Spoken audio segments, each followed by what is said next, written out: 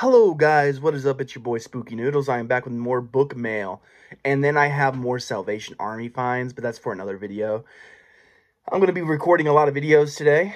I already did a review, and I'm going to be posting that on my Spooky Noodles channel soon.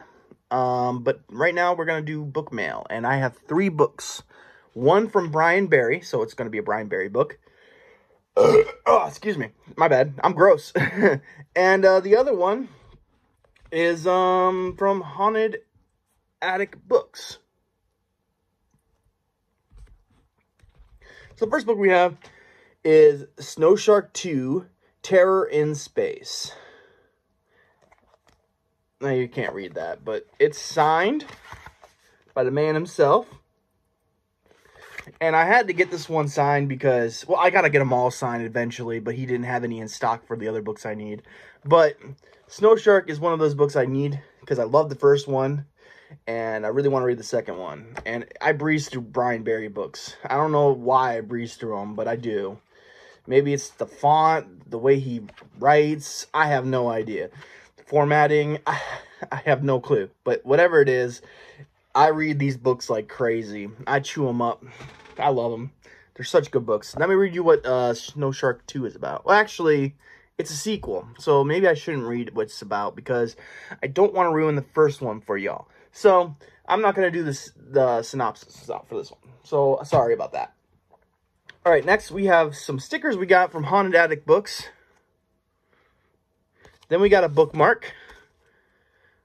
And then we got The Djinn by Graham Masterton.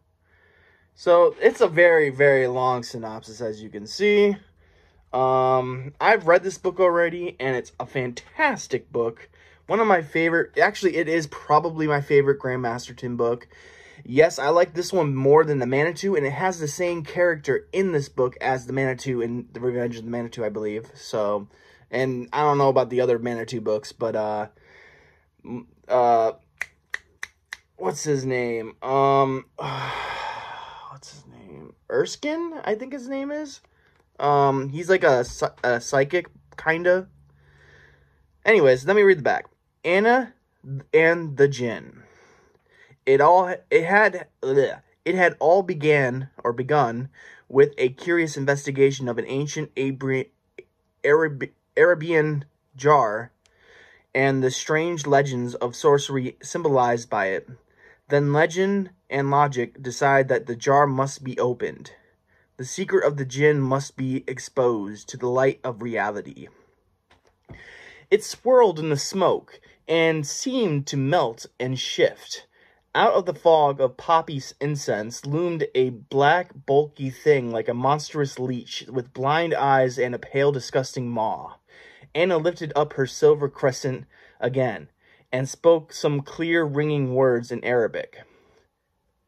As quickly as it had transmogrified itself into the leech beast, the Djinn twisted and turned in the smoke and started turning itself into something else. We saw a dim shape like a huge rat, but then Anna spoke the words again, and again the Djinn changed.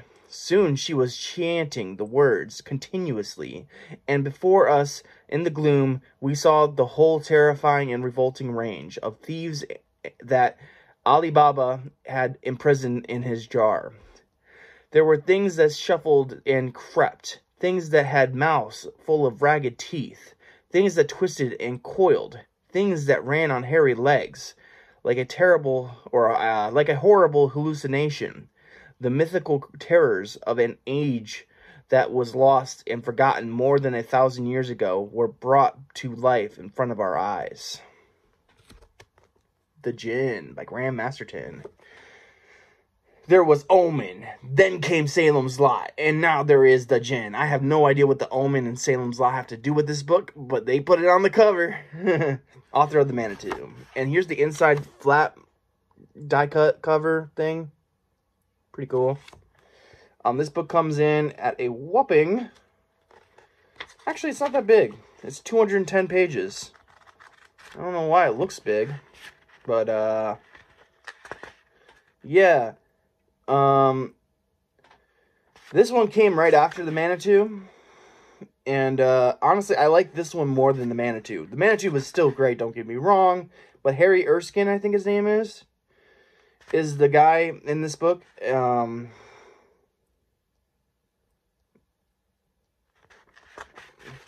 Let me see here. I just want to make sure. Yeah, it's written in first-person narrative. So, it's a very good book. I love first-person narratives, and like my favorite books one of my favorite books is The Traveling Vampire Show, which I believe, if I remember correctly, is a first-person narrative. Another Richard Lehman book that's a first-person narrative is The Island. So, I've read like 100 pages of that book, and I like it, but it's just such a long book that I would never be able to finish it. But anyways, that's the Djinn. Next, we have Deathstone by Ruby Jean Jensen. I'm trying to collect some Ruby Jean books. I used to have a good collection of her books, and then I gave them away. Then I realized the mistake I made. So I've been slowly garnering them back. Let me read what this one's about. Oh, by the way, this one comes in at a whopping 315 pages. So here we go. Greta and Derek finished the ring out of an abandoned well. It was gold with a dark red jewel that seemed to ripple with streaks of fire. That's weird because the jewel in this is green.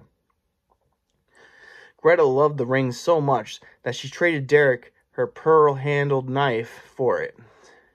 Never mind that it was too big for her finger. 9-year-old Greta knew how to pad the ring with tape so that it would fit just right. So. And that was when the strange feeling began to haunt Greta. The terrifying feeling that someone was following her. A shadowy someone who whispered in Greta's ear, urging her to kill. Then the murders began, just as the unknown someone started to become visible. Deathstone. Dun dun dun!